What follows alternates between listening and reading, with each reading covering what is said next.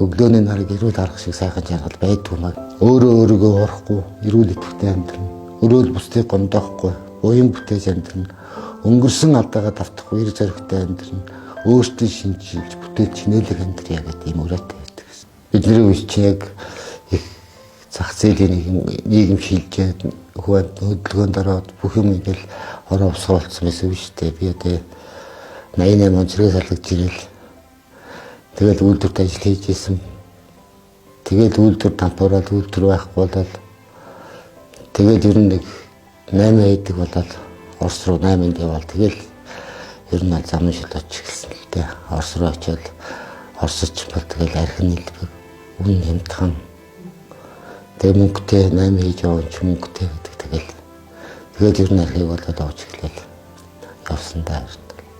Тэгээ сүүлдээ би чинь сүүлийн 10 гаруй жил болоод ер нь архиндаа донтоод гэр орносоо зүгтээгаад гудамжинд таран шанд архи угаал, гудамжаар л архи угаал хаа дараалсан газар хончоод ер нь тэгж явдаг болсон юм. Та сая ярьлаа шүү дээ ингээд таран шанд хоноод ингээд олцсон газар ингээд угаалтай ингээд хоноод явахгүй байсан гэж ярьж шүү дээ.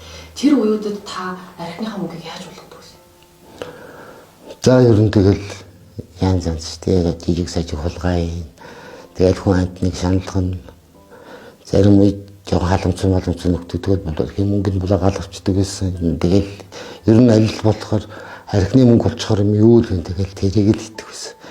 Тэр өдгөө би найзтайгаа шил авна гэдэг удамжаар явж лээсэн. Манай шил авдаг багт дагаал архины мөнгө олохын тулд явж байгаа шүү дээ. Тэгэж өвчлөө явж л үтсэн. Юм хийчихсэн. Тэгэл сүүлд нэг одоо найзтайгаа хасны цагаан сарын дараахаа манай найз гэрээсээ ээж цагаан сарын бэлгэний нэг күрт шиг мулгай гэдэг байлаа. Тэгээ тэрийгэ зарах гээд явж байгаа төсчин энэ зүгээр явсан чинь хөөгдөө түүнэр танар амар гэдэг. Тэгээ би дотор бодчихсан арай л биш болж энэ даа.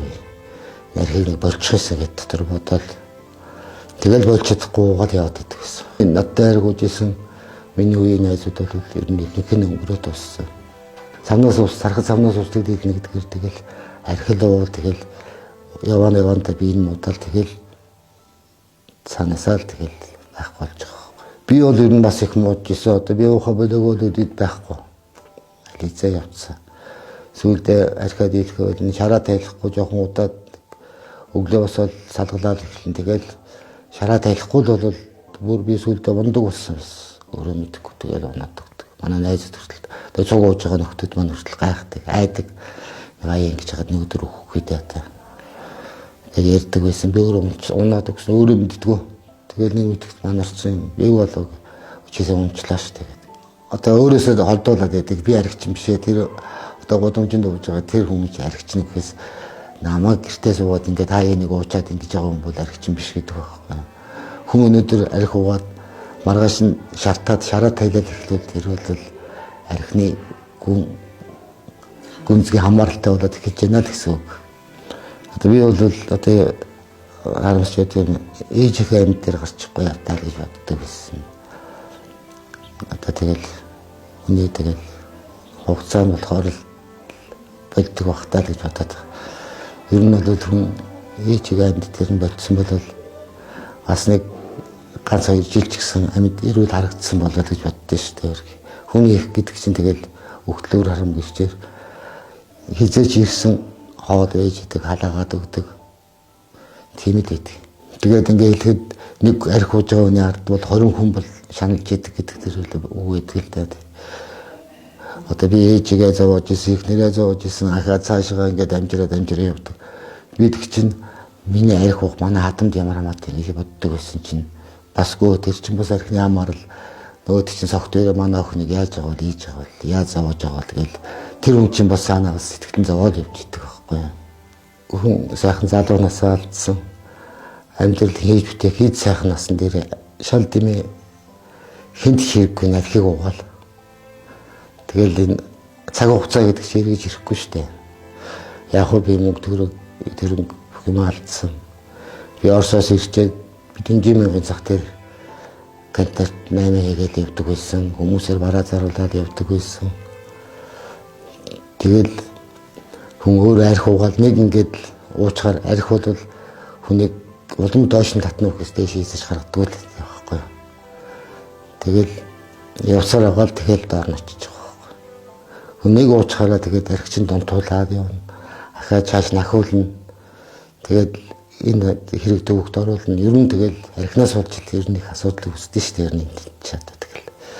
Тэрийг хүн өөрөө мэдтгүү. Би тохируулдаг уудаг, айтайхан уудаг, ийм юм байдгүй. Гэл уугаад идэг. Тэгсээр байгаа нэг мэдгэтэл тэр доор очсон байдаг байхгүй. Одоо би ихнэр хүүхдтэй цуг амьдарч байгаа. Манай хоёр хүүхд тустай гарцсан. Ихнэртэйгээ ойлгохна байдаг. Одоо амьдрал тогтоо сайхан болцсон.